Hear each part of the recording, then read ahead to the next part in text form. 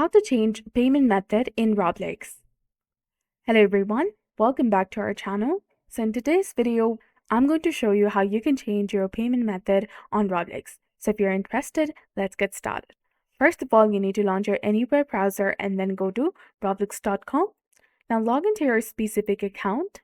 And once you're logged in and you're in the home page, look at the top right corner of the screen for the gear icon. Now from the drop-down menu, select Settings and go onto the Settings page. Now in the Settings page, go to Payment Methods that you will find between Notifications and Subscriptions option.